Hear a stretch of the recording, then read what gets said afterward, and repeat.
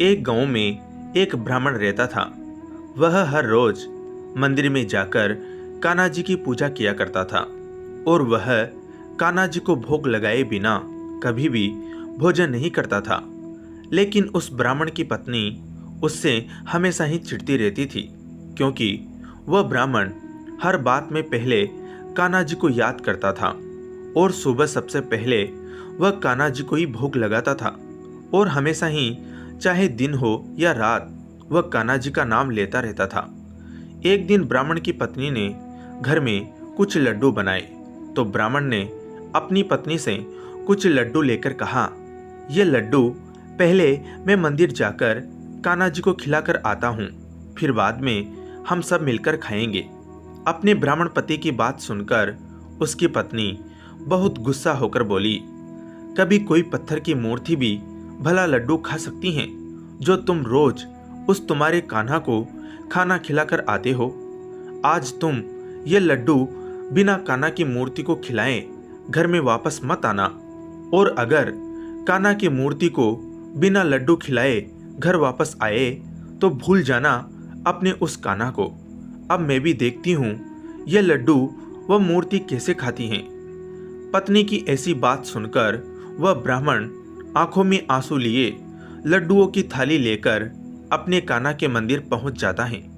मंदिर में पहुंचकर वह कान्हा जी की मूर्ति के आगे लड्डुओं की थाली रखकर रोता हुआ कहता है, कान्हा, आज तुम मेरे सामने ही ये सारे लड्डू खाओगे।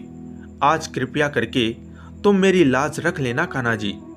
लेकिन अब तो कान्हा जी के आगे लड्डुओं की थाली रखे हुए बहुत देर हो चुकी थी और उन्होंने वह लड्डू अब तक नहीं खाए थे, और उस वक्त मंदिर में भी काफी भीड़ लग चुकी थी और अब तो शाम भी हो चुकी थी, मगर कान्हा जी लड्डू खाने अब तक नहीं आए थे। तब गुस्से में ब्राह्मण ने कान्हा जी की मूर्ति के सामने खड़े होकर कहा, कान्हा, मेरी पत्नी ने बिल्कुल सही कहा था कि पत्थर कभी प्रसाद नहीं खा सकते, मगर मैं ही पागल था जो कि तुम्हें रोज अपने आप से पहले खाना खिलाता था। और यह कहकर वह लड्डुओं की थाली लेकर घर जाने लगता है। तभी रास्ते में उस ब्राह्मण के सामने एक पुराने कपड़े पहने एक बड़ी आंखों वाला सुंदर सा बालक खड़ा होकर कहता है, जरा रुको ब्राह्मण, मुझे एक लड्डू तो देते जाओ, मुझे बहुत भूख लगी है। तभी वह ब्राह्मण उस बालक को लड्डू देने से मना करके आगे जाने लगता है। तो वह बालक पीछे से जैसे ही उस ब्राह्मण की लड्डुओं की थाली उछलकर पकड़ने की कोशिश करता है तो अचानक उस ब्राह्मण के हाथों से वह लड्डुओं की थाली नीचे मिट्टी में गिर जाती हैं और वह सारे लड्डू भी नीचे मिट्टी में गिर जाते हैं। तभी वह ब्राह्मण उस बालक से बहुत ज्यादा गुस्सा होते हुए कहता है, तुम्हारी ही वजह से ये सारे लड्डू मिट्टी में गिर गए, अब तुम ही खा लो ये सारे लड्डू। मगर ये क्या, वह बालक तो नीचे मिट्टी में से लड्डू उठाकर खाने लगा, और ये क्या, वह तो देखते ही देखते मिट्टी में गिरे सारे लड्डू खा गया। और सारे लड्डू खाने के बाद उस ब्राह्मण से और लड्डू मांगने लगा, और लड्डू मांगते मांगते वह बालक उस ब्राह्मण के पीछे पीछे उसके घर तक आ गया। तभी उस ब्राह्मण की पत्नी ने उससे पूछा, ये किस बालक को अपने साथ लेकर आए हो?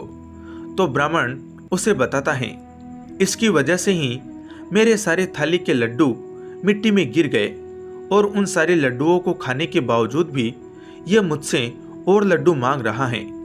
यह सुनते ही ब्राह्मण की पत्नी ने उस बड़ी आंखों वाले बालक को अपने घर से भगा दिया।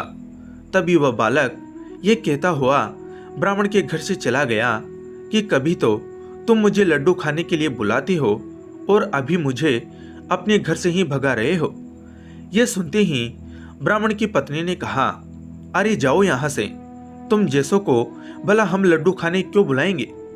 यह सुनते ही वह बड़ी आंखों वाला बालक वहां से चला जाता है, और उधर ब्राह्मण की पत्नी अपने पति को यह कह रही थी कि मैंने कहा था न कि तुम्हारे वो कान्हा की पत्थर की मूर्ति यह लड्डू नहीं खाएगी।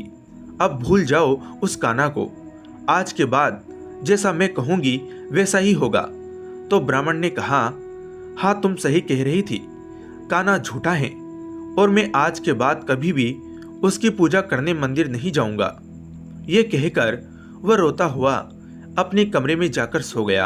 अब आधी रात हो चुकी थी और ब्राह्मण व उसकी पत्नी गहरी नींद में सो रहे थे। तभी अचानक उन दोनों को ही उसी बड़ी आंखों वाले बालक का सपना आया जो पिछले दिन उनके घर लड्डू मांगने आया था। लेकिन ये क्या, उसने अचानक ही श्री कान्हा जी का रूप ले लिया और सपने में उनके सामने आकर खड़ा हो गया और कहने लगा, मैया बाबा, आपने कल मुझे लड्डू क्यों नहीं खिलाए? और बाबा, आप मंदिर में मुझे जब लड्डू खिलाने आए थे तो मंदिर में उस समय बहुत भीड़ थी, इसलिए मैं नहीं आया। लेकिन जब आपको मैं रास्ते में मिलने आया और आपसे लड्डू मांगे तो आपने मुझे लड्डू क्यों नहीं दिए? बाबा, उस समय मुझे बहुत भूख लगी थी और फिर जब वह लड्डुओं की थाली नीचे मिट्टी में गिर गई तो मुझे मिट्टी लगे हुए लड्डू खाने पड़े और मेरे मुंह में बहुत सारी मिट्टी लग गई बाबा।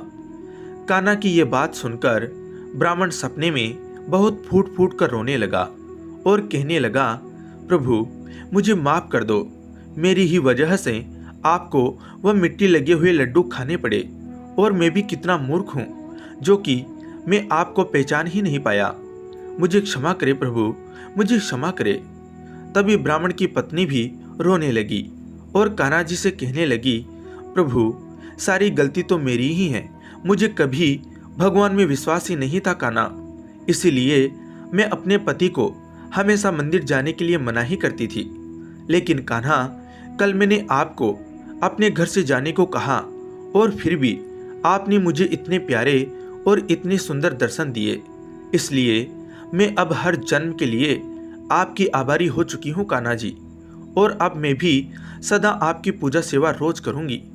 तभी कान्हा जी ने कहा, तुम दोनों हमेशा तुम्हारे घर आए किसी भी गरीब को कुछ दिए बिना या कुछ खाना खिलाए बिना कभी मत भगाना, और अगर तुम्हारे पास उस समय कुछ भी न हो तो तुम कभी उसका अपमान मत करना और हमेशा ही गरीबों की भलाई ही करना। तुम दोनों ये सब करोगे तो समझो कि तुम मेरी ही पूजा सेवा कर रहे हो। और हाँ मैया बाबा, मुझे प्रेम करना तुम भूल मत जाना, बस मैं तो आपके प्रेम का ही भूखा हूँ।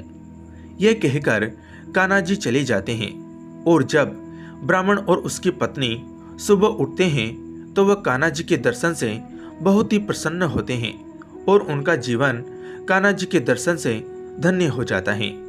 तो दोस्तों, आपको ये कान्हा जी की प्यारी सी कहानी कैसी लगी कमेंट करके ज़रूर बताना। अच्छी लगी हो तो लाइक शेयर ज़रूर करना। जय श्री कृष्ण दोस्तों, धन्यवाद।